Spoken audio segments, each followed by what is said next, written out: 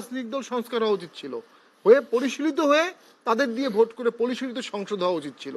সেই পরিশীলনের দিকে না গিয়ে একটা যুদ্ধ, একটা ঘোট পাকানো, একটা করিডোর, একটা বন্দর, একটা আভ্যন্তরীণ সংকট, একটা হুঙ্কার, হ্যাঁ, একটা বিক্ষোভ, একটা মঞ্চ। শাহবাগ, আজকে শাহবাগ দিয়ে আমি আসছিলাম, কোনো ট্রাফিক ছিল না, 1.5 ঘন্টা শাহবাগে আটকা ছিলাম, ট্রাফিক পুলিশ চোখে পড়ে নাই। দেশ তো চলছে না, দেশ চলবে না, দেশ চালাতে পারবে না এভাবে, এমার্জেন্সি দিতে হবে প্রয়োজনে। এবং তখন সেনাবাহিনীকে সাথে নিয়ে দেখুন, সেনাবাহিনীর সাথে দ্বন্দ্ব হয়ে থাকলে যখনই আপনি ভোট ছাড়া কোনো সরকার আসছে, it was either army government, Ziaur Rahman বা এরশাদ, অর ইভেন খালেদ মোশাররফ, উনিও আর্মি গভর্নমেন্ট 3 দিনের, or it will be army backed like 111। এর বাইরের যে মডেলটি এখন চলছে, এটা অচল মডেল হচ্ছে।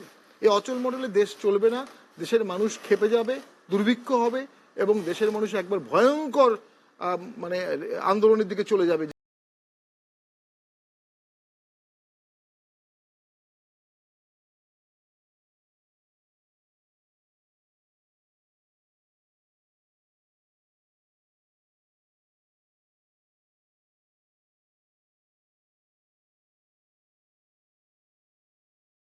আওয়ামী লীগের পার্টি নেতা যারা বেশি বটর বটর করা ওরা গেছে গা।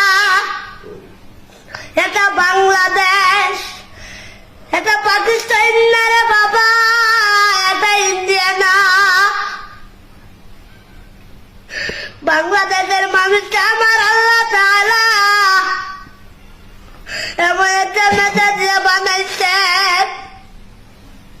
যারা কারোটা খায় না, কারোটা লড়ে না, সুযোগ পাইলে